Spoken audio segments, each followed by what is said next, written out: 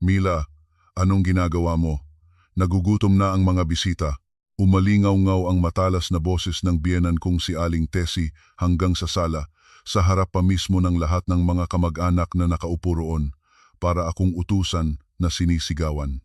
Tila gustong-gusto niyang ipakita ang kapangyarihan niya sa harap ng lahat. Opo, inay. Ginagawa na po, sagot ko sa nanginginig na boses, pero hindi siya tumigil. Hindi ka pa rin tapos? Diyos ko, simpleng bagay hindi mo magawa. Nangyari ang lahat ng ito sa harap ng 25 bisita na siksikan sa sala, lahat ng mata nakatutok sa akin. May isang tiyahin na umiling-iling at napailing na lang. Narinig ko ang mga bulungan. Hay, ang mga kabataan talaga ngayon, hindi na tulad ng dati. Wala akong masabi. Nakatayo lang ako sa harap ng mga pagkaing pinaghirapan ko, may band-aid ang isang daliri at nakayuko na lang. Naramdaman ko ang pag-agos ng mainit na luha sa aking pisngi. Sa edad kong papalapit na sa 40, ganitong kahihiyan ang dinaranas ko sa harap ng napakaraming tao. Sa sandaling iyon, may nagsimulang umusbong na galit sa isang sulok ng puso ko. Isang galit na hindi ko alam kung saan ako dadalhin. At makalipas ang isang oras, sa harap ng biyenan ko, ng asawa ko, at ng 25 kamag-anak, nangyari na nga ang kinatatakutan nila. Tama. Hindi naging maganda ang pagsabog ng galit na inipon ko sa loob ng 10 taon. Hayaan ninyong ikuwento ko sa inyo ang lahat. Ako po, si Mila Reyes. 39 anyos na ako ngayong taon at mahigit 10 taon ng kasal. Ikinukwento ko ito dahil hanggang ngayon, sumisikip pa rin ang dibdib ko tuwing naaalala ko ang araw na iyon. Siguro, kung may mga nakaranas sa inyo ng katulad na sitwasyon, maiintindihan ninyo ang nararamdaman ko. Huling linggo iyon ng Nobyembre. Isang linggo bago ang ika-70 kaarawan ni Aling Tessie, gaya ng dati, naghuhugas ako ng pinggan sa kusina ng bahay nila sa isang subdivision sa labas ng Maynila. Pumasok ang malamig na hangin mula sa bintana at naramdaman ko ang panlalamig ng dulo ng aking mga daliri. Ang hanging sumisingit sa luma at aluminyo na mga gilid ng bintana ay nagbigay ng kilabot sa aking likuran. Sa pader ng kusina, may mga bahaging umangat na sa flower-printed na sticker na idinikit namin 10 taon na ang nakalipas. Habang tinitingnan ko ang mga sulok na natuklap at nanilaw na, pakiramdam ko ay ganoon na rin ang itsura ng puso ko. Noong una, maganda sa paningin ko. Pero sa paglipas ng panahon, naging mukhang luma at kaawa-awa. Nakaupo ang biyenan ko sa sofa sa sala, nanonood ng telebisyon nang magsalita siya. Maliit lang ang pangangatawan niya sa edad na 69, pero ang boses niya ay malinaw at malakas. Mila, sa birthday ko, 20 bisita lang naman, kaya madali lang yan. Sabi ng ilang kaibigan ko, hindi raw sila makakarating. Narinig ko ang salitang madali, pero agad na bumigat ang loob ko. 20 man o 10 tao, alam kong sa huli, lahat ay sa balikat ko babagsak mula sa paghahanda ng pagkain hanggang sa paghuhugas ng pinagkainan. May maliit na karinderya si Aling Tessie sa palengke sa loob ng 30 taon at palagi niyang sinasabing abala siya sa negosyo kaya sa akin niya ipinapasa ang lahat ng paghahanda para sa mga okasyon. Magaling kasi ang kamay mo sa pagluto kaya sa'yo ko pinagkakatiwala. May natutunan ka naman sa pagluluto mula sa inyo, di ba? Sa tuwing sinasabi niya iyon, tango na lang ang naisasagot ko. Ito na ang ika-10 kaarawan niya na ako ang naghahanda. Taon-taon, tuwing sasapit ang panahong ito, naging ugali na ng puso kong bumigat. Noong una, masaya pa akong naghahanda, pero hindi ko alam kung kailan nagsimulang mauna ang takot at pag-aalala. Nagtratrabaho ako bilang night shift cashier sa isang supermarket. Umuwi ako matapos ang trabaho hanggang 2:00 ng madaling araw. Dahil nang hinayang ako sa pamasahe sa taxi, hinintay ko ang unang biyahe ng bus kaya 5:00 na ako nakarating sa bahay. Sandali akong umidlip at paggising ko, 3:00 na ng hapon. Mabigat ang katawan ko at masakit ang ulo. Pero kailangan kong bumangon. Pagpasok ko sa kusina, nakita ko ang mga sangkap na pinamili ni Aling Tessie nakatambak sa ibabaw ng lababo para silang maliliit na bundok na nakabalot sa mga puting plastic bag. Binilang ko ang mga labanos mahigit 20. Gising ka na pala. Ayusin mo na yan agad para bukas. Lulutuin na lang. Narinig kong sabi ng biyenan ko mula sa sala. Mahina ang boses niya, halos matabunan ng tunog ng telebisyon pero malinaw na malinaw sa aking pandinig. Nagsimula na akong magsuot ng apron at maghiwa ng mga gulay. 20 labanos, 10 karot, 2 ulo ng repolyo, 1 tali ng sitaw, 2 tali ng kangkong. Masakit na ang pulsuhan ko, pero hindi ako pwedeng huminto. Habang hinihiwa ko ang mga sibuyas, hindi ko na alam kung dahil ba sa anghang nito kaya ako lumuluha o may iba ng dahilan. Sa gitna ng lahat ng ito, sumisilip paminsan-minsan si Aling Tessie sa kusina para magbigay ng komento. Huwag mong masyadong kapalan ang hiwa sa labanos. Hindi kakapit ang lasa niyan. Yung sitaw. Lagyan mo ng asin para lumabas ang pait. Paulit-ulit niyang sinasabi ang mga tagubiling ito na alam ko na, pero ang sagot ko ay palaging pareho. Opo, inay, ang asawa kong si Ramon ay isang driver ng bus. Hapon na rin siyang dumating at pag-upo sa sofa, malalim na buntong hininga ang pinakawalan. 40 taong gulang na siya at nitong mga nakaraang araw, halatang halata na ang pagod niya.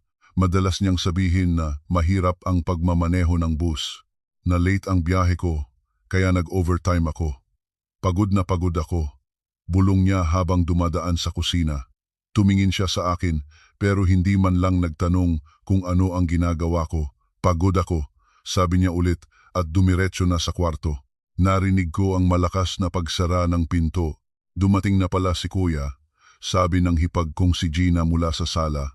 36 anyos na si Gina, isang kontraktual sa opisina na kamakailan lang natapos ang kontrata. Dahil naghahanap ng bagong trabaho, mas marami siyang oras sa bahay. Nakaupo lang siya sa lamesa, nakatutok sa cellphone, at paminsan-minsan ay nagsasalita ng ganito. Magaling naman si ate magluto, di ba? Masarap talaga kapag si ate ang nagluluto para sa birthday ni inay. Puri iyon, pero alam kong ang ibig sabihin ay, ikaw na lang ang gumawa mag-isa. Ibinalik ni Gina ang tingin sa screen ng cellphone niya. Narinig ko ang mga tunog ng pagpindot, tila naglalaro. Nang dumating ang oras ng hapunan, naghain ako. Inihaw na isda, ginisang gulay, at ilang ulam pa. Mas pinagbuhusan ko ng effort kaysa karaniwan. Nagsiupo sila sa hapag, pero walang gaanong usapan. Medyo maasim ang sinigang, sabi ni Aling Tessie matapos humigop ng isang kutsara. Tinikman ko ang sa akin, at parang wala namang pinagkaiba sa dati. Pero sumagot pa rin ako, pasensya na po.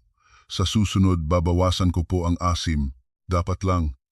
Matatanda na tayo. Hindi maganda ang masyadong maasim. Pagkatapos kumain, nagsimula na akong maghugas ng pinggan. Maraming mamantikang plato kaya inabot ako ng matagal. Habang naghuhugas ako, naghiwa-hiwalay na ang pamilya para sa kani-kanilang gawain. Naiwan akong mag-isa sa kusina. Pagkatapos maghugas, inayos ko ulit ang mga sangkap para bukas. Ibinabad ko sa tubig na may asin ang hiniwang talong at ampalaya. Hiniwa ko na rin ang mga labanos at binudburan ng asin. 11:00 na ng gabi nang makalabas ako sa kusina. Naninigas na ang mga daliri ko at nananakit ang balikat ko. Nang sinubukan kong ituwid ang likod ko, naramdaman ko ang matinding kirot. Dahil sa pagkababad sa malamig na tubig, namanhid na ang mga kamay ko at halos wala na akong maramdaman. Habang naghuhugas ako ng kamay sa banyo, napansin kong may maliit na paltos sa likod ng aking palad. Dahil iyon sa pagkakatalsik ng mainit na mantika, katabi ng sugat mula sa paggamit ng kutsilyo. Sinubukan kong buhusan ng malamig na tubig pero hindi nawala ang hapdi. Nakita ko ang likido sa loob ng paltos. Nang tumingin ako sa salamin, nakita ko ang maitim na bilog sa ilalim ng aking mga mata. Sa edad kong papalapit na sa 40, palagi na lang akong mukhang pagod. Tila humpak ang aking mga pisngi at ang mga sulok ng aking bibig ay natural nang nakababa. Pagpasok ko sa kwarto, mahimbing nang natutulog ang asawa ko. Mahina ang tunog ng kanyang hilik. Nakatagilid siyang natutulog, nakaharap sa pader. Dahan-dahan akong humiga sa kabilang parte ng kama at tumitig sa kisame. Matatapos din itong birthday na to, magiging okay din ang lahat, palagi kong iniisip. Pero pagkatapos ng birthday, may Pasko naman. Pagkatapos ng Pasko, may iba na namang okasyon. May mga anibersaryo ng kamatayan. May mga kasal ng kamag-anak, tila walang katapusan. Dahan-dahan kong hinawakan ang paltos sa aking kamay. Masakit pa rin. At sa sandaling iyon, isang kakaibang isip ang pumasok sa utak ko. Bakit mag-isa kong tinitiis ang sakit? Bakit walang sino man ang nagtatanong kung nasasaktan ako? Bakit parang wala akong natatandaang may nagsabi sa akin na pinapahalagahan nila ang pagod ko? Ang mga bagay na dati kong itinuturing na normal, nagsimula na akong magtanong kung normal nga ba talaga para itong isang maliit na lamat. Sa labas, walang nagbago, pero sa loob ng puso ko, may kung anong unti-unting nayayanig. 10 taon na ba akong ganito? Bigla kong naisip. Noong bagong kasal kami, akala ko normal lang ang lahat ng ito. Pero ngayon, parang may mali. Ganito rin kaya ang buhay ng ibang mga manugang? Gusto kong magtanong, pero wala akong mapagtanungan. Noong gabing iyon, hindi ako agad nakatulog. Mas masakit ang kung anong nasa puso ko kaysa sa paltos sa kamay ko.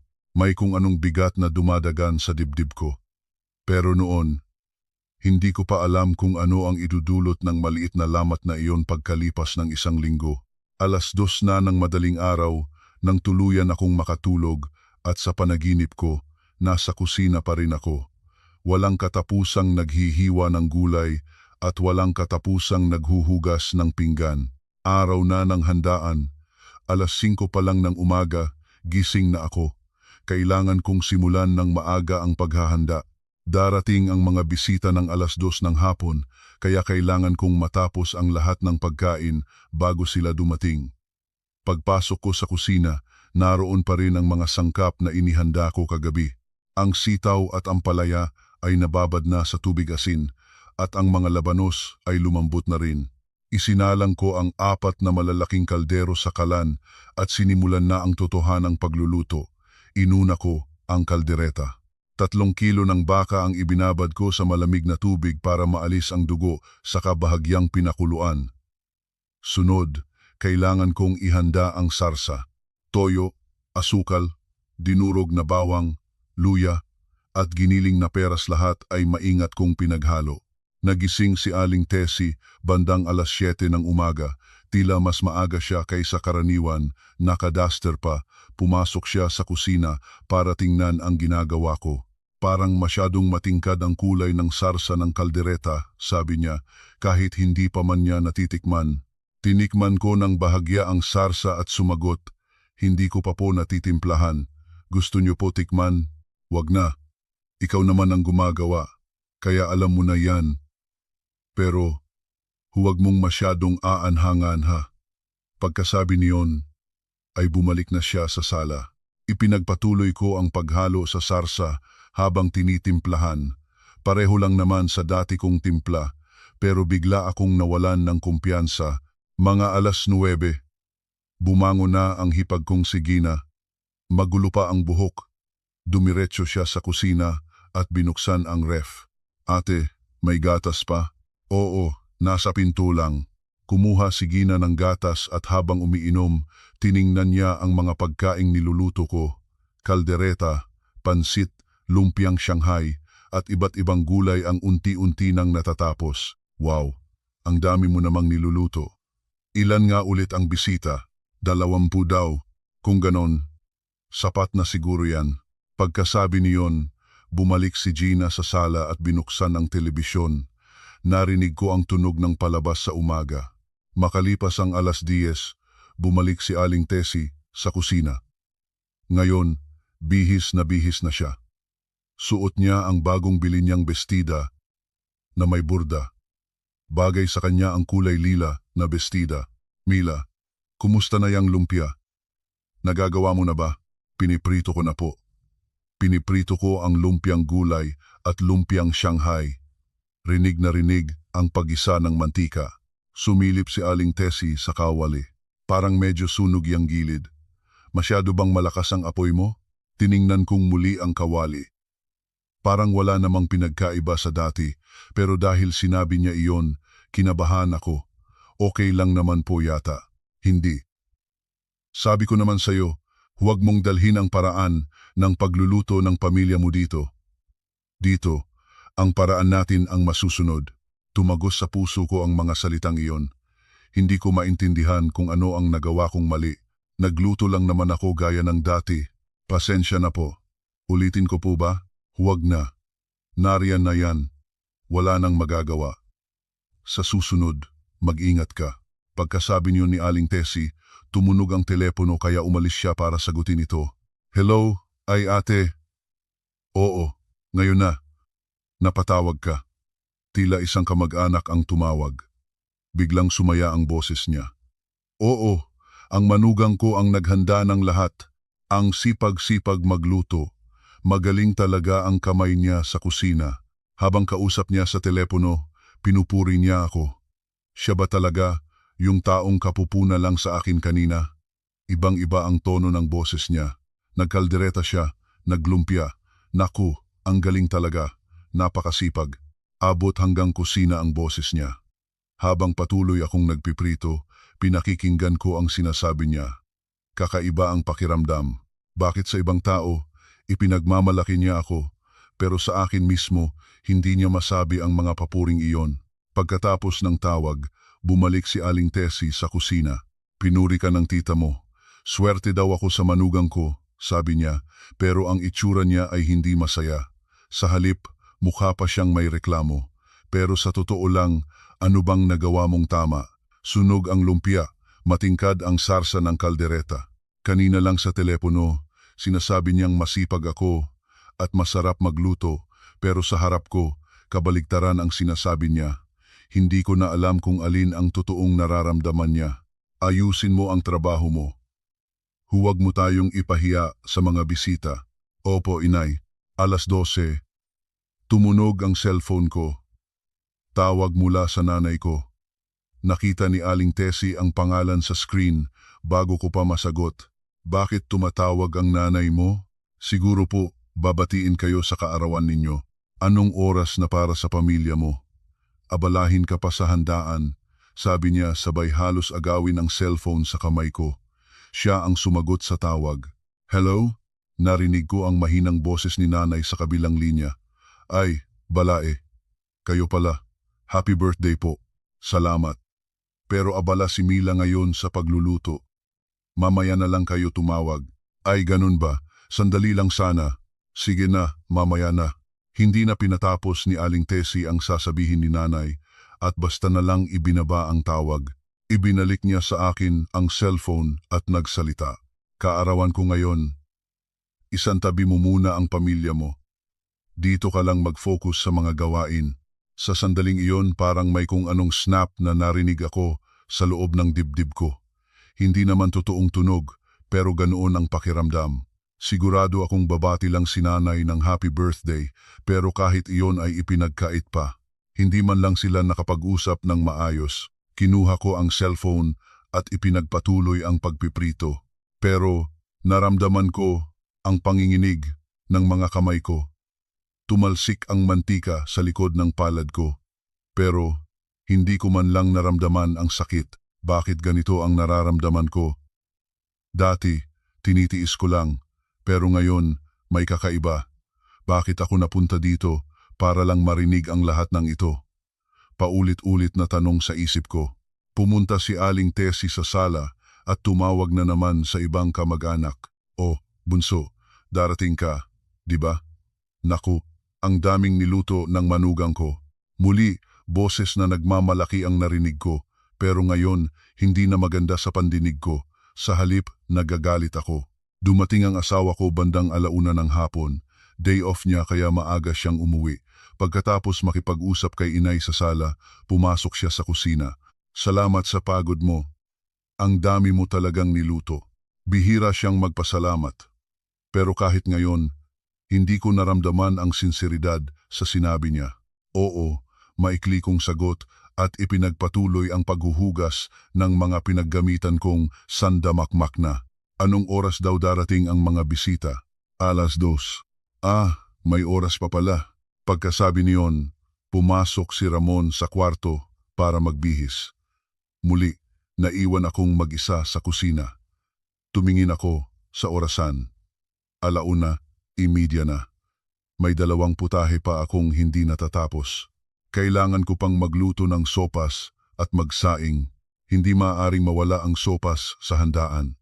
Habang naghahanda ako ng sopas, pumasok na naman si Aling Tessie sa kusina.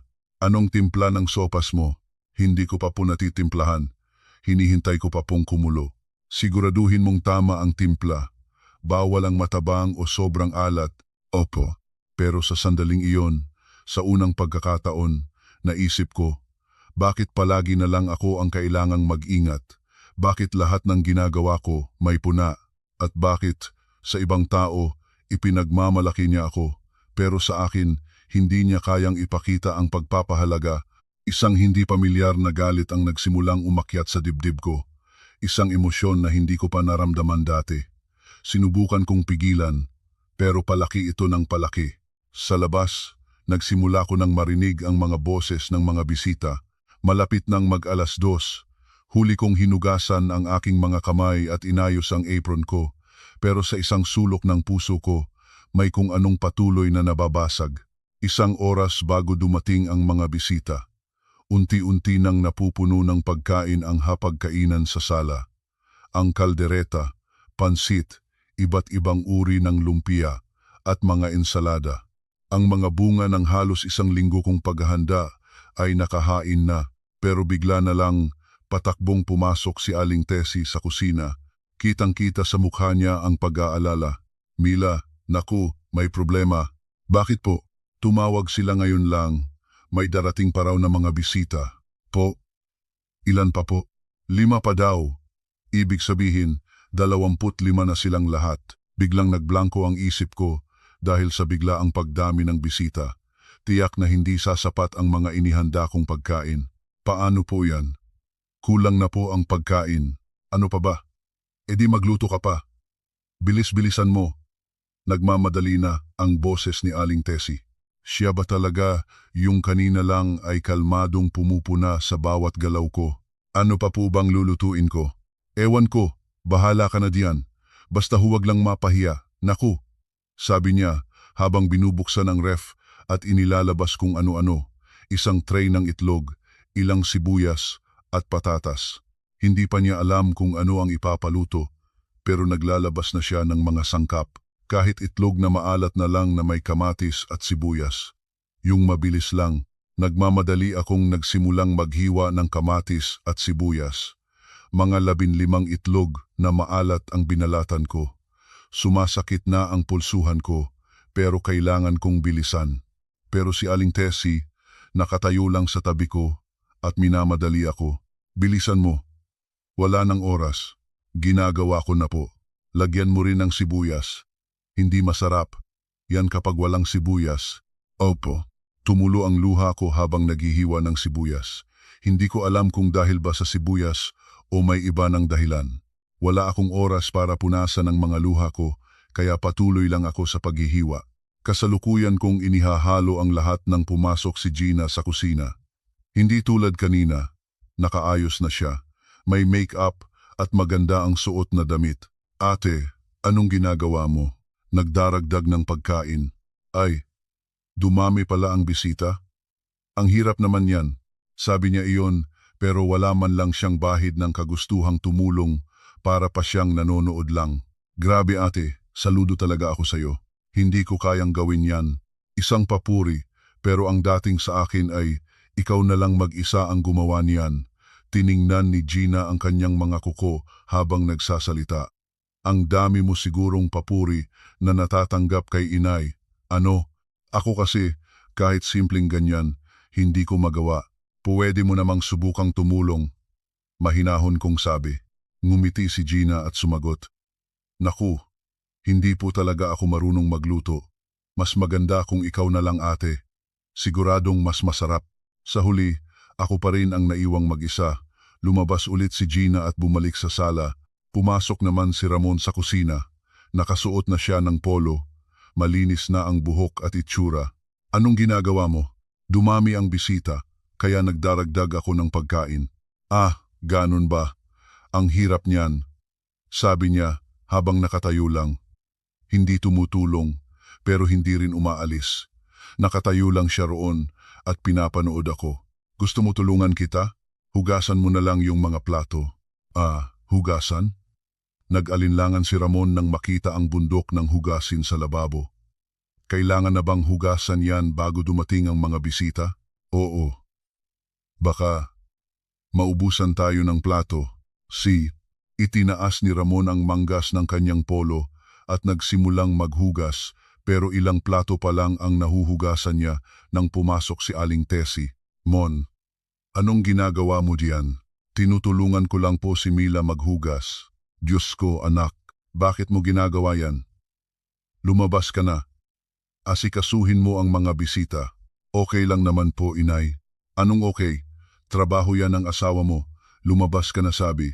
Sa huli, umalis si Ramon sa kusina na hindi man lang natapos banlawan ang mga kamay. Muli, naiwan akong mag-isa. Humarap sa akin si Aling Tessie. Bilisan mo na riyan. Huwag mo kaming ipahiya sa harap ng mga bisita. Parang may kumirot sa dibdib ko sa sinabi niya. Kahihiyan? Ano bang nagawa kong mali? Gagawin ko po ang lahat para bumilis. Hindi bilis ang problema dito. Ang importante, gawin mo ng tama. Opo, darating ang lahat ng kamag-anak natin. Anong mukha ang ihaharap natin kung palpak ang handaan? Mas lalo akong na-pressure nang mabanggit niya ang tungkol sa mukha o reputasyon ng pamilya.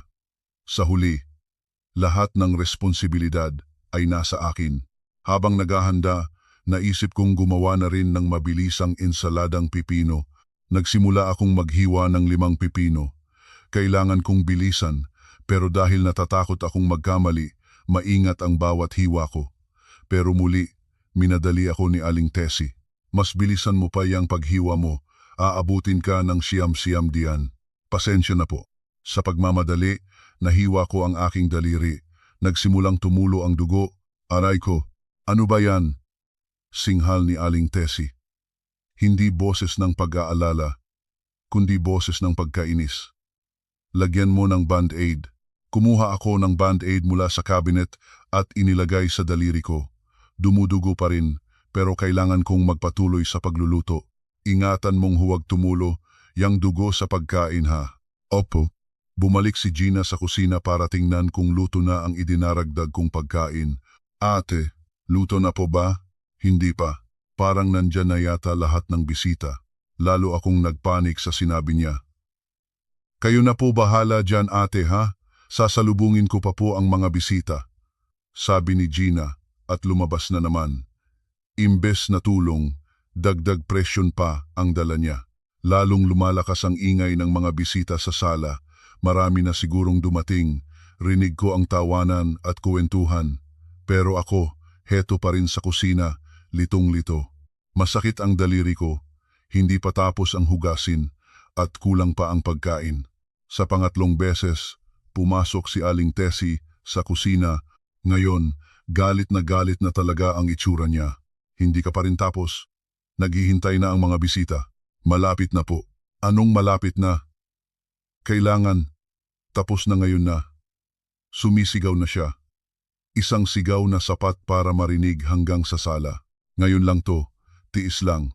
Pumasok si Ramon sa kusina na magitan sa amin, pero hindi para tulungan ako, kundi para lang pakalmahin ang sitwasyon. Inay, ginagawa naman po ni Mila ang lahat. Walang kwenta, yang ginagawa niya kung walang resulta. Nag-uusap sila ni Inay sa harap ko, para akong hangin na hindi nila nakikita. Sa sandaling iyon, nakatayo ako sa harap ng bundok ng hugasin at napabuntong hininga. Masakit ang daliri ko, nananakit ang balikat ko, at kumikirot ang ulo ko, pero walang sinuman ang nag-alala sa akin. Bigla, parang nawalan ng saysay ang lahat. Bakit ko kailangang gawin ito? Bakit ako lang mag-isa ang pumapasa ng lahat? Walang sagot. Naglakad ako papunta sa kalan at isa-isang pinatay ang apoy. Ang niluluto kong ulam, ang sinaing lahat pinatay ko. Dahan-dahan kong kinalas ang tali ng apron sa aking baywang. Mila, anong ginagawa mo? Tanong ni Aling Tessie. Gulat ang boses. Hindi ako sumagot. Maingat kong tinupi ang apron at ipinatong sa ibabaw ng upuan. Hoy, anong ginagawa mo? Ngayon, galit na talaga ang boses niya. Pero buo na ang desisyon ko. Kinuha ko ang cellphone ko at pinindot ng matagal ang power button. Nagdilim ang screen. Isinuksok ko ito ng malalim sa aking bulsa. Mila, anong kalokohan to? Nandiyan na lahat ng bisita. Sabi naman ni Ramon, halatang naguguluhan. Pero naglalakad na ako palabas ng kusina. Habang naglalakad ako papunta sa pinto, wala akong sinabi ni isang salita. Isinuot ko ang aking sapatos, kinuha ang bag ko, at hinawakan ang doorknob. Saan ka pupunta? Narinig ko ang mga sigaw nila mula sa likuran ko, pero hindi ako lumingon. Binuksan ko ang pinto at lumabas. Sumalubong sa mukha ko ang malamig na hangin. Isang hangin ng kalayaan na matagal ko nang hindi naramdaman. Narinig ko ang pagsara ng gate sa likuran ko at nagsimula akong maglakad palayo sa eskinita. Sa unang pagkakataon, ito ang daan na tinahak ko para sa sarili ko dahil sa sarili kong desisyon. Naglakad lang ako nang walang patutunguhan. Ayoko nang lumingon pa. Kung ano ang nangyari sa bahay ng mga biyenan ko matapos akong umalis, mga kuwentong narinig ko na lang kalaunan. Ang iba naman ay mga tagpong binuo ko na lang sa aking isipan, pero sapat na para mahulaan ko ang kaguluhang idinulot ng pag-alis ko. Nagsimula ng magsidatingan ang mga bisita. Sunod-sunod ang pagtunog ng doorbell at si Aling Tessie pilit na itinatago ang galit sa kanyang mukha habang sumasalubong.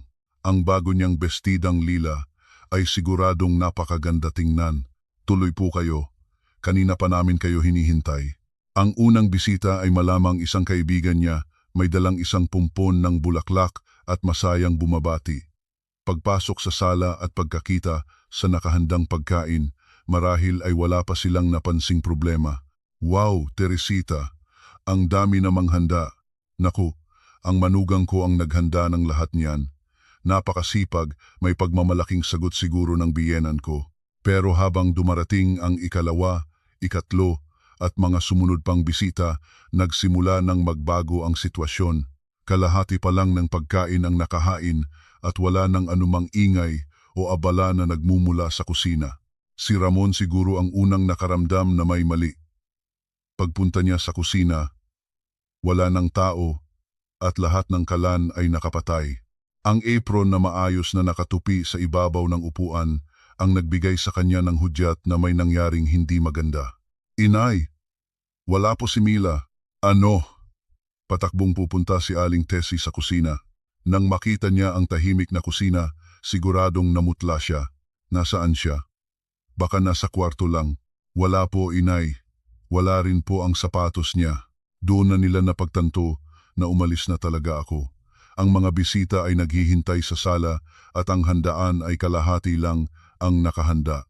Sinimulan na siguro ni Ramon ang pagtawag sa cellphone ko. 1, 2, 3 beses, pero nakapatay ang telepono ko. The number you have dialed is currently unavailable. Ang paulit-ulit na maririnig niya. Tumawag din si Gina. Nagpadala ng mga mensahe sa chat, pero siyempre, walang sagot. Kuya, nasaan si ate? Hindi ko alam. Bigla na lang nawala.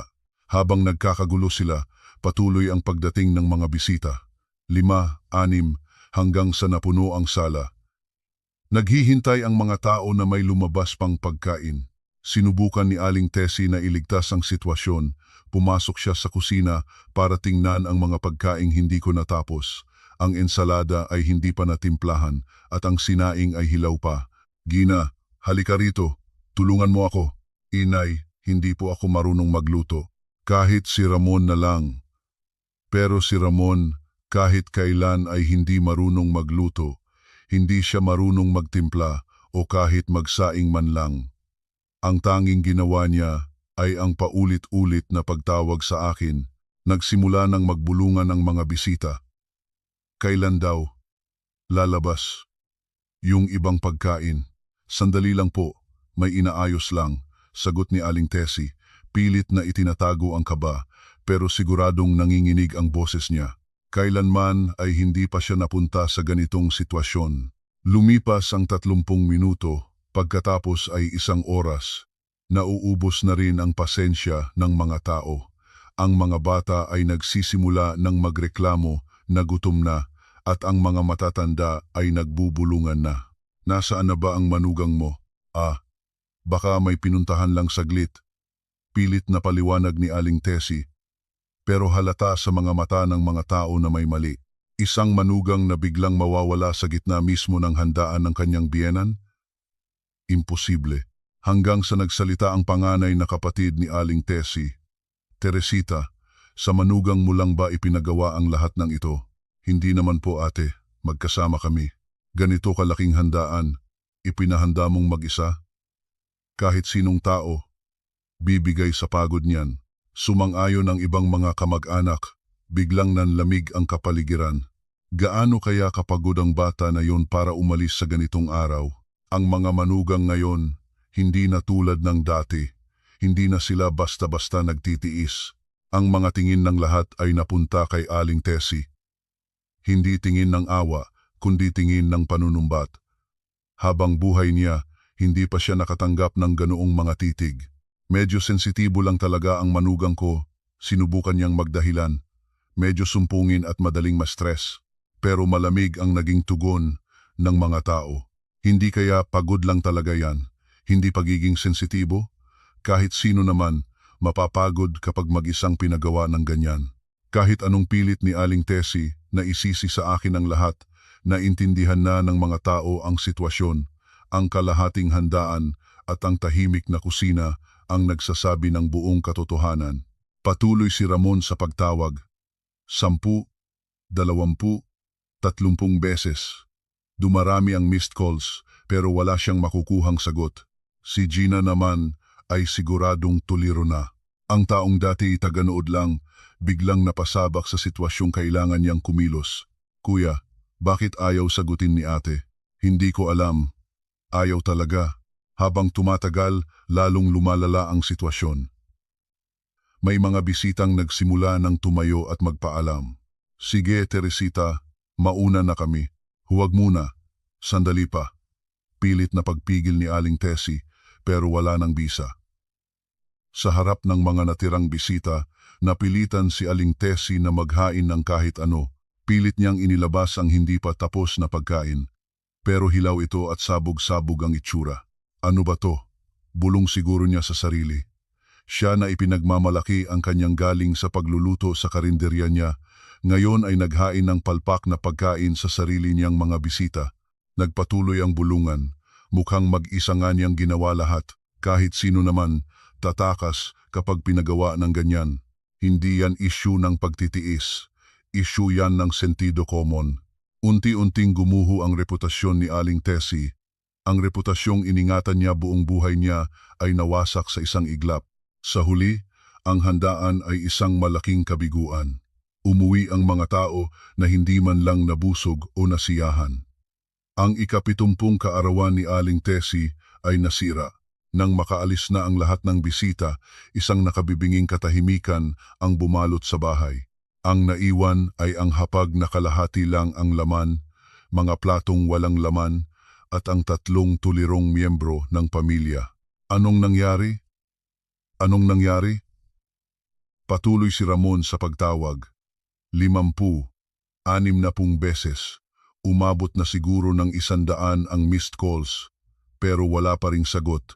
Si Gina naman ay nakaupo lang sa sofa, tulala. Hindi niya inakala na ang dati niyang pinapanood lang ay magdudulot ng ganito kalaking gulo. Noong gabing iyon, sigurado akong hindi sila nakakain ng maayos. Ang mga pagkain ay kalahati lang ang luto at walang sino man sa kanila ang marunong magtapos. Baka nagluto na lang sila ng instant noodles. Nakahiga siguro si Aling Tessie sa kama, nakatitig sa kisame. Ang lahat ng nangyari ay parang isang masamang panaginip. Ang kahihiyan sa harap ng mga kamag-anak, ang nasirang kaarawan at ang manugang na hindi na bumalik. Hindi rin siguro nakatulog si Ramon. Matapos ang mahigit 100 tawag, siguro doon niya napagtanto kung gaano kalaki ang galit ko. Ang sentro ng lahat ng kaguluhang iyon ay ako. Ang babaeng 10 taong nanahimik at nagtiis. Sa unang pagkakataon ay nagsabing, tama na. Hindi ko rin inakala na ang simpleng pagtanggal ng apron at pag-alis sa bahay ay lilikha ng ganito kalaking epekto. Pero sa mga sandaling iyon, wala akong alam sa mga nangyayari sa bahay ng mga biyenan ko. Niyayakap ako ng malamig na hangin habang naglalakad sa isang eskinita. Naglalakad kahit hindi alam kung saan patungo. Noong gabing iyon, matagal akong naglakad-lakad. Walang tiyak na patutunguhan, nilakad ko lang ang mga eskinita. Nananakit na ang mga paa ko sa lamig, pero hindi ako huminto. Wala akong balak bumalik. Ang mga paa ko, kusa akong dinala patungo sa lumang bahagi ng siyudad. Hindi ko namalayan, papunta na pala ako sa direksyon ng bahay ni nanay. 3 beses akong lumipat ng bus, at sa huli ay nilakad ko na lang. Nakita ko na ang maliit na karinderya na pinapatakbo ng nanay kong si Elvira. Mahigit 20 taon na siyang nagtitinda roon. Ang lumang signboard bahagyang iluminado ng ilaw poste. Elvira's Eatery, nakasulat sa kupas na pintura, pero para sa akin napakaganda. Sarado na ang tindahan. Tiningnan ko ang oras, lampas 10:00 na ng gabi. Siguradong nagpapahinga na si nanay sa kwarto sa itaas, pero wala akong lakas ng loob na kumatok. Naupo ako sa isang maliit na bangko sa harap ng karinderya. Umiihip ang malamig na hangin, pero nanatili lang ako roon. Ang lahat ng nangyari sa buong araw ay parang pelikulang umikot sa isip ko. Ang matatalas na salita ni Aling Tessie, ang kusinang ako lang ang tao, ang bundok ng hugasin. Nagsimula na akong umiyak. Pinilit kong pigilan, pero hindi ko kaya. Ang 10 taong inipon kong luha ay sabay-sabay na bumuhos. Nanginginig ang mga balikat ko, at ang tunog ng aking paghikbi ay umalingaw-ngaw sa tahimik na eskinita. Maya-maya, bumukas ang ilaw sa ikalawang palapag. Narinig ko ang mga yabag at dahan-dahang bumukas ang pinto ng karinderya. Lumabas si nanay, nakapantulog. Mila, gulat na gulat si nanay nang makita ako. Walang imik. Niyakap niya ako.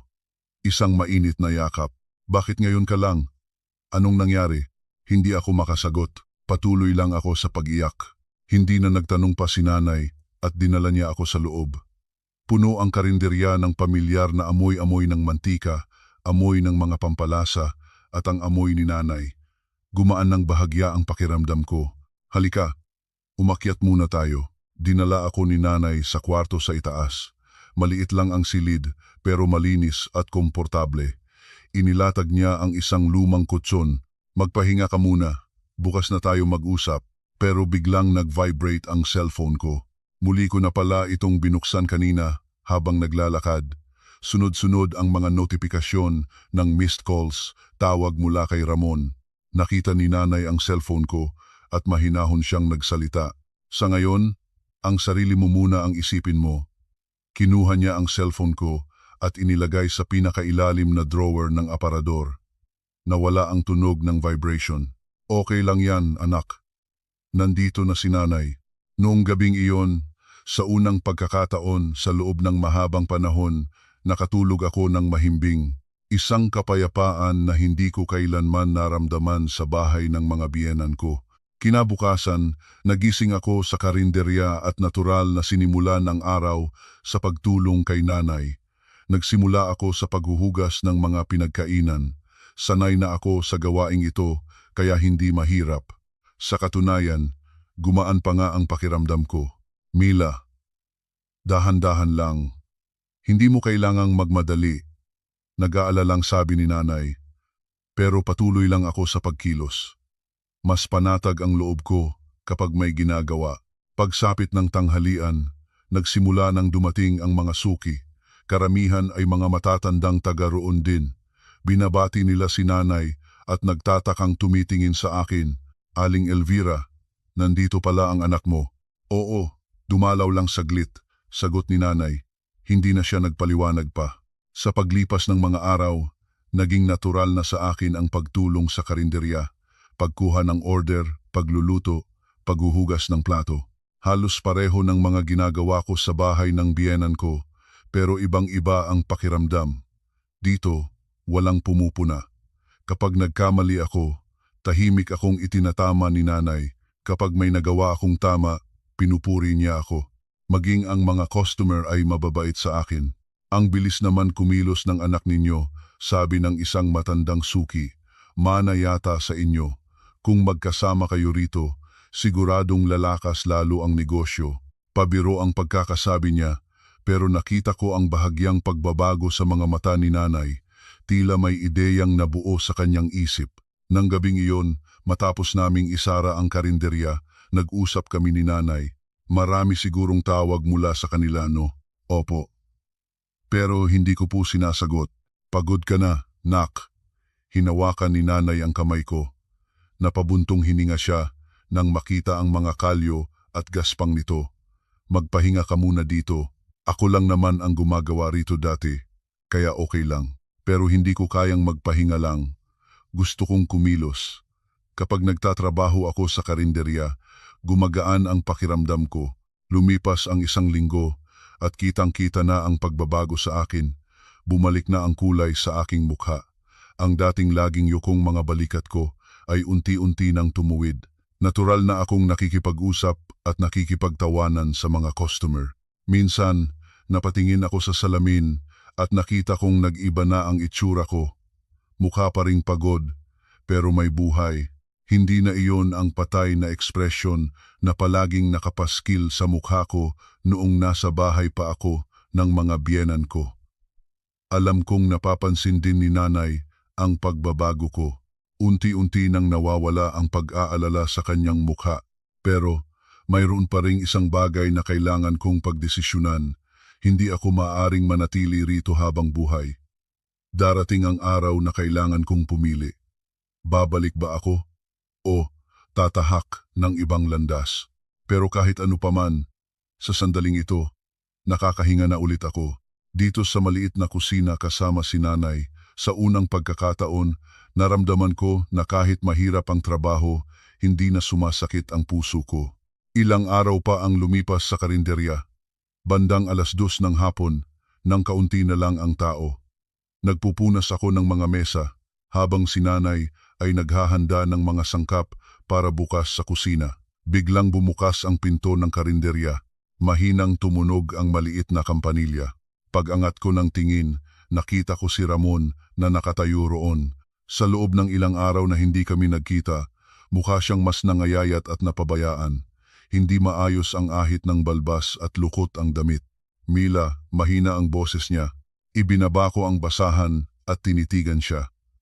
Kung dati ito, siguradong lalambot ang puso ko.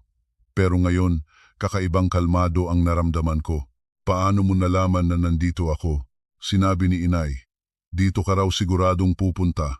Nakatayo lang si Ramon sa harap ng counter, nakatingin sa akin, namumula ang kanyang mga mata. Lumabas si nanay mula sa kusina. Nang makita niya si Ramon, walang anumang bati, sinabi niya lang, "Umupo ka." Naupo si Ramon sa isang mesa. Umupo rin ako. Sa tapat niya.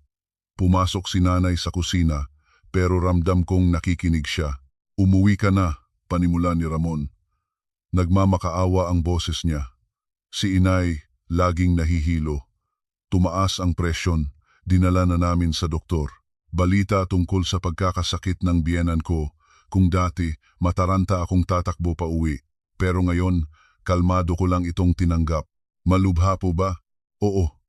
Palagay ko dahil wala ka. Hindi na siya kumakain ng maayos. Halos maiyak na si Ramon habang nagsasalita.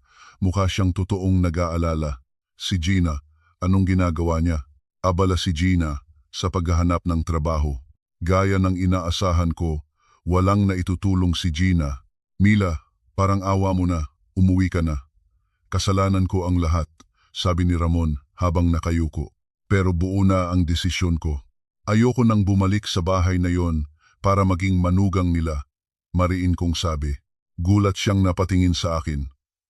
"Anong ibig mong sabihin?"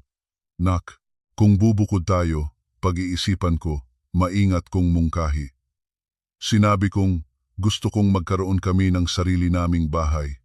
Sinabi ko ring ayoko nang mamuhay sa ilalim ng pagmamatyag ni Aling Tessie. Matagal na natahimik si Ramon. Nag-iisip siya, hindi ko maaaring iwan si inay. Sa wakas ay sabi niya, inaasahan ko na ang sagot na iyon. Pero hindi ko pa rin maiwasan ang madismaya. Kung ganon, wala na tayong magagawa. Mahinahon kong sagot. Hindi na ako umiyak o nagmakaawa. Nagulat si Ramon sa reaksyon ko. Anong gusto mong mangyari? Pumili ka. Si inay o ako? Malamig kong tanong. Sinabi kong tapos na ang panahon ng paninindigan sa gitna. Kailangan na niyang pumili. Hindi makasagot si Ramon. Umiling lang siya. Pag-isipan mo. Kapag nakapagdesisyon ka na, tawagan mo ako. Tumayo na ako. Wala na akong ibang sasabihin. Matagal pa siyang nakaupo bago tuluyang tumayo. Mila, umuwi ka na, sabi ko.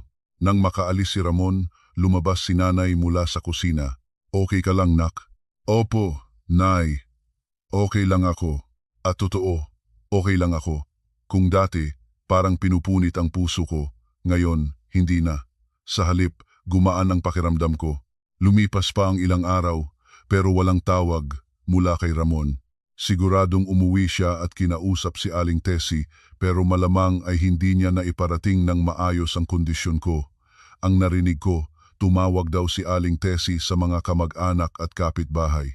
Ganyan na ba talaga ang mga manugang ngayon? Hindi na tulad ng dati. Pagrereklamo niya. Nahirapan lang daw sa gawain. Lumayas na. Pero hindi tulad ng dati. Kaunti na lang ang kumampi sa kanya. Teresita, pero di ba mag-isa lang naman niyang ginawa lahat? Mahirap talaga kapag ganyang kalaking handaan, tapos mag-isa lang, nagbago na ang panahon ngayon. Tao rin ang mga manugang, mas marami pa raw ang nanumbat sa kanya. Nagulat si Aling Tessie sa mga naging reaksyon. Maging ang mga kaibigan niya ay naging malamig ang tugon. Teresita, porket naranasan mo yang hirap sa biyenan mo, ipaparanas mo rin sa manugang mo. Iba na ang panahon ngayon. Unti-unting gumuho ang reputasyong iningatan niya. Ang mga taong dating laging sumasang-ayon sa kanya, ngayon ay nasa panig ko na. Lumipas ang isang buwan, muling bumalik si Ramon sa karinderya. Ngayon, mas lalo siyang walang imik. Nakapag-isip ka na? Tanong ko. Si inay.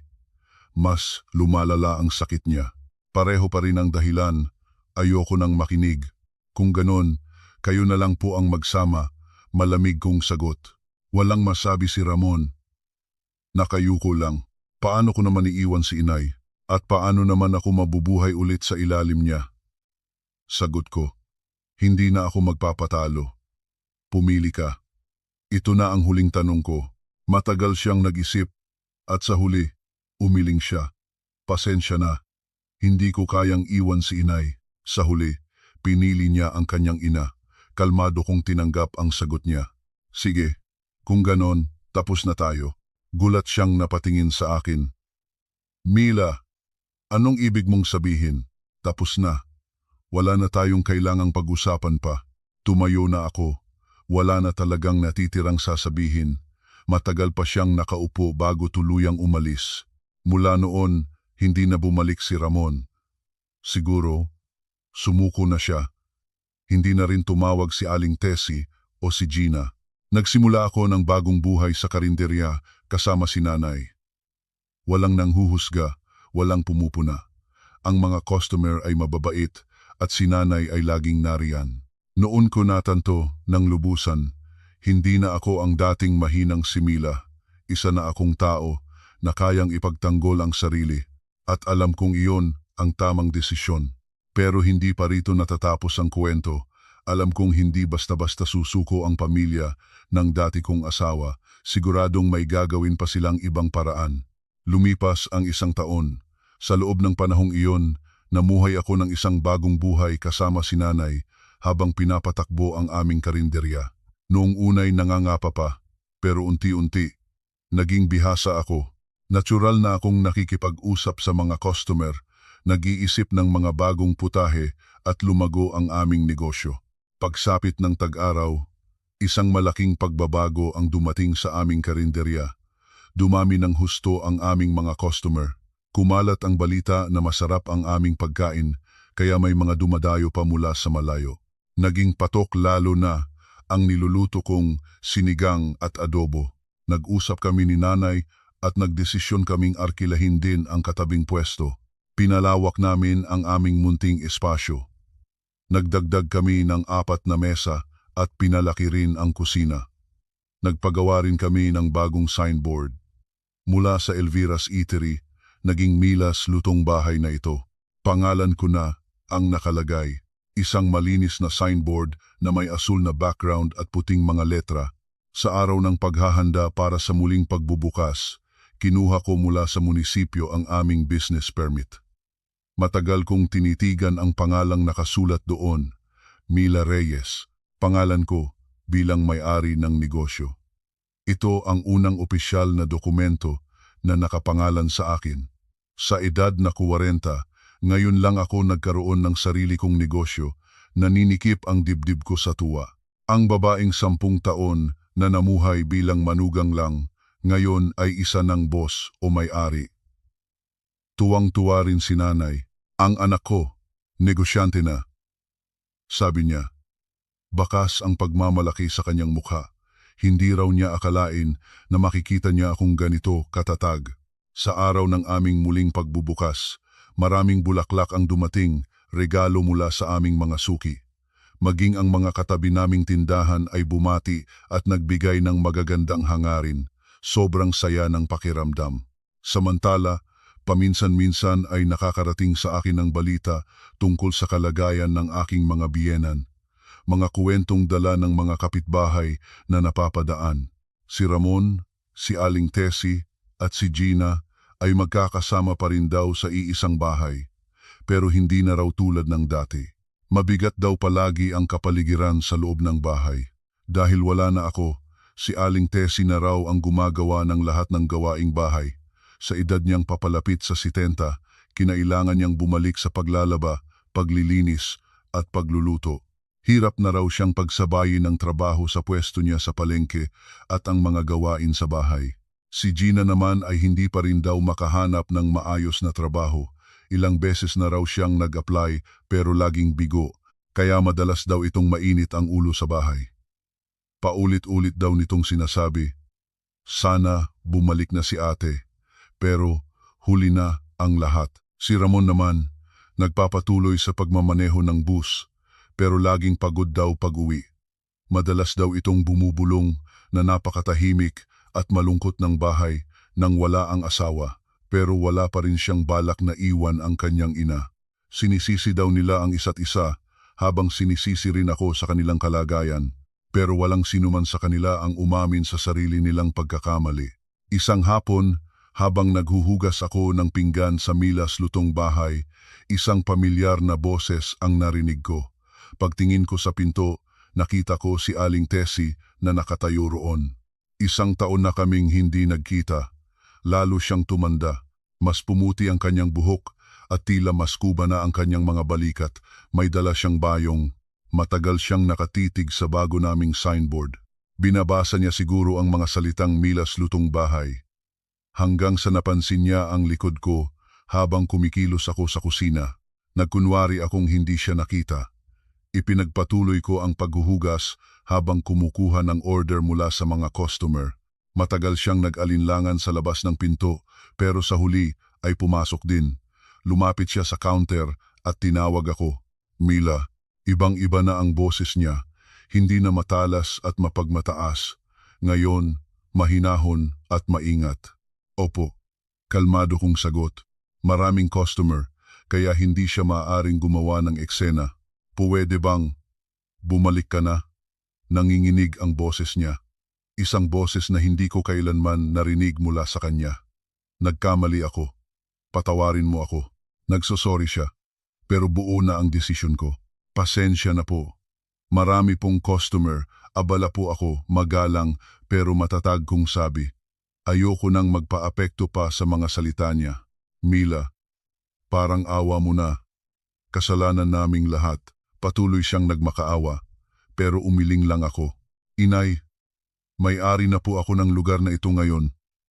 Wala na po akong balak bumalik. Malinaw kong sinabi ang aking desisyon. Gulat na gulat siya sa narinig niya. Kung ganoon, anong mangyayari sa amin? Mamuhay na po tayo ng magkakahiwalay. Mas makakabuti po siguro yon. Malamig ang pagkakasabi ko. Kung dati, maaawa ako sa kanya, pero ngayon, hindi na. Kumuha ako ng order mula sa isang customer para natural na makaalis sa kinatatayuan ko. Matagal pang nakatayo roon si Aling Tessie bago tuluyang umalis. Pinapanood pala kami ni nanay. Okay ka lang, nak? Opo, nay. Okay lang ako. At totoo, okay lang ako. Sa halip, gumaan pa ang pakiramdam ko. Pakiramdam ko, ngayon ay tuluyan nang natapos ang lahat. Nang gabing iyon, pagkatapos naming isara ang tindahan, nag-usap kami ni nanay. Tama ang ginawa mo. Buhay mo yan, sabi ni nanay habang tinatapik ang balikat ko. Ngayon, tunay ko nang ipamumuhay ang buhay ko. Kahit ako, nakikita kong mas masaya ka ngayon. Noong gabing iyon, muli kong kinuha ang business permit ko, Mila Reyes. Ang pangalan ko ay buong buo at matatag na nakasulat doon. Hindi na ako manugang ng kung sino, kundi ako na si Mila Reyes. Ang karinderya ay patuloy na lumago. May mga taong nagustuhan ang luto ko at may mga taong masayang bumabati sa akin sa pangalan ko. Walang pumupuna at walang bumabastos sa akin. Isang bagay na hindi ko man lang maisip. Isang taon na ang nakalipas. Noon, nagkaroon ako ng paltos sa kamay dahil sa paghahanda para sa kaarawan ng biyenan ko. Ngayon, nagluluto ako ng mga pagkaing gusto ko sa sarili kong negosyo. Ang pagbabago ay mabagal pero sigurado. Ang dating mahina at laging nag-aalalang si Mila ay wala na. Pinalitan na siya ng matatag na may-ari, si Mila Reyes. Pero alam kong hindi pa ito ang katapusan. Ang buhay ng dati kong pamilya ay nagpapatuloy. At hindi ko alam kung ano pa ang maaaring mangyari. Ang tanging sigurado ako ay hindi na ako direktang maaapektuhan ng anumang mangyayari sa kanila. Lumipas pa ang ilang taon. Sa taon na naging 42 anyos ako, taglamig noon. Ang Milas Lutong Bahay ay sikat na sa aming lugar. Sa ilalim ng signboard na iyon, buong araw na may pumapasok at lumalabas na mga customer. Pagsapit ng tanghalian, kailangan pa nilang pumila para maghintay. Kumuha na rin ako ng 2 katulong sa trabaho, si Jasmine, isang kolehiyala, at si Benny, nakatatapos lang ng high school. Pareho silang masipag at masayahin, kaya magaan silang katrabaho. Nang papalapit na ang kaarawan ko, ramdam kong may binabalak silang dalawa. Nagbubulungan sila at may mga sikretong pinaplano na nakakatuwang pagmasdan. Sa mismong araw ng kaarawan ko, mas maaga kaming nagsara kaysa karaniwan. Bandang 6:00 ng gabi, lumabas si Jasmine na may dalang maliit na cake.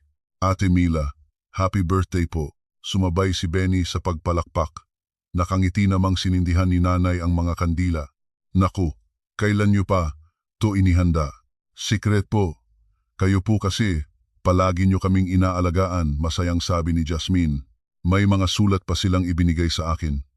Ate Mila, dahil po sa inyo, nag-enjoy po akong magtrabaho. Ang dami ko pong natututunang luto at gusto ko pong maging kasing galing ninyo balang araw, sulat ni Jasmine. Halos pareho rin ang sulat ni Benny. Idol po kita, Ate Mila. Isipin nyo sa sarili nyong sikap na itayo nyo ang ganitong negosyo. Sana balang araw magkaroon din ako ng sarili kong restaurant. Nang mabasa ko ang mga sulat nila, parang may kung anong uminit sa dibdib ko. Masaya pala sa pakiramdam na may mga taong tumitingala sa'yo. Ngayon, inaabangan ko na ang pagdating ng kaarawan ko. Hindi ko na malayang nasabi ko habang nakangiti. Dati, kinatatakutan ko ang mga kaarawan, pero ngayon, iba na. Habang hinihiwa ko ang cake, humiling ako. Sana mas lumago pa ang negosyo. Sana manatiling malusog si nanay. At sana magpatuloy ang ganitong kapayapaan sa buhay ko. Samantala, sa mga oras na iyon, ibang-iba siguro ang tanawin sa dating tahanan ko. Si Aling Tessie ay mag-isa na lang daw na nakatira. Narinig kong ikinuha siya ni Ramon ng isang maliit na apartment. Siguro, naging pabigat na rin sila sa isa't isa. Mag-isa siguro siyang nagluluto ng sopas sa kanyang maliit na apartment. Ang sopas na dati ako ang nagluluto para sa kanya, ngayon ay kailangan na niyang gawin para sa sarili niya. Siguradong naninibago siya. Nakatayo sa harap ng kalan, habang hinahalo ang sabaw, bigla na lang sigurong dadapo ang kalungkutan. Sa edad na mahigit 70, ang maghanda ng sariling pagkain para sa kaarawan ay isang napakalungkot na gawain. Marahil, hindi na niya natapos ang sopas at pinatay na lang ang kalan, at para sa kanyang tanghalian, kinain na lang niya ang rasyong pagkain na ipinamimigay sa Senior Citizens Center sa kanilang lugar. Dumadalaw pa rin daw si Ramon paminsan-minsan, pero hindi na tulad ng dati, naging mailap na raw ang kanilang relasyon. Si Gina naman, sumuko na sa paghahanap ng trabaho at nagtatrabaho na lang daw bilang cashier sa isang convenience store. Iyon ang mga bunga ng kanya-kanya nilang mga desisyon. Pauwi na kami ni nanay, galing sa maliit naming selebrasyon. Naglalakad kami sa tapat ng isang hintuan ng bus. Gabi na at madilim na. Sa di kalayuan, may naaninag akong 2 pamilyar na anino. Naghihintay sila ng bus, magkasandal sa isa't isa. Si Ramon at si Aling Tessie, pareho na silang mukhang matanda. Nakakuba ang mga balikat, walang sigla. Nakakaawang tingnan ang itsura nilang dalawa na magkasandal, tila naghahanap ng suporta sa isa't isa sa gitna ng kanilang kalungkutan. Bigla akong napatigil sa paglakad. Kung dati, tatakbo ako para kamustahin sila. Pero ngayon, hindi ko na naramdaman ang pangangailangang iyon. Nakita ni nanay ang ekspresyon ko at nagsalita. Hayaan na natin sila. Opo, nay. Lumiko kami sa ibang daan. Hindi na ako lumingon pa. Ang buhay nila at ang buhay ko ay tuluyan ng magkaiba. Sa halip, mas hinigpitan ko ang pagkakakapit sa braso ni nanay. Naramdaman ko ang init mula sa kanya. Nay, sa susunod na birthday ko, punta kaya tayo sa dagat? Mahinahon kong tanong. Ngayon, kaya ko nang ilibre si nanay sa isang bakasyon. Magandang ideya yan. Boss ka na ngayon nakangiting sabi ni nanay, puno ng pagmamalaki. Sa loob ng bus, habang nakatingin sa labas ng bintana, napaisip ako. Nabubuhay kami sa ilalim ng iisang langit, pero ganap na magkaiba ang aming mga buhay.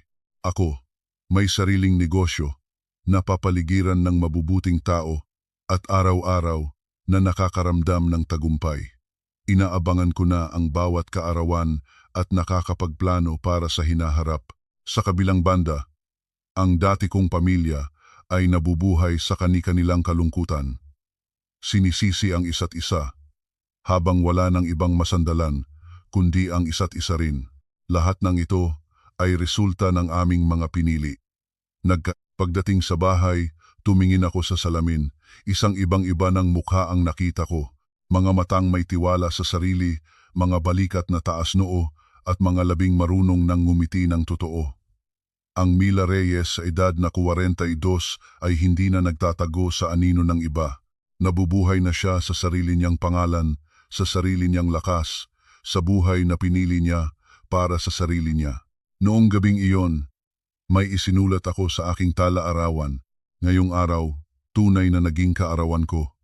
Hindi isang kaarawan para sa iba, kundi isang kaarawan para lamang sa akin. Ang isang linyang iyon ang naging guhit sa pagitan ng nakalipas na 10 taon at ng mga susunod pang 10 taon. Ngayon, tunay kong nararamdaman na ako na ang may-ari ng aking buhay. Ang mga ilaw ng siyudad mula sa aking bintana ay naging napakainit sa paningin. Inaabangan ko na ang bukas at ang mga susunod pang araw. Kayo, nabubuhay rin ba kayo sa anino ng iba? Tulad ng kwento ni Mila, minsan, kailangan natin ng isang matapang na desisyon. Kapag iniisip nating huli na ang lahat, baka iyon pa lang ang tamang simula. May karapatan kayong ipamuhay ang sarili ninyong buhay, sa sarili ninyong pangalan. Magsimula kayo sa maliliit na pagbabago. Tiyak na may mas magandang bukas na naghihintay para sa inyo.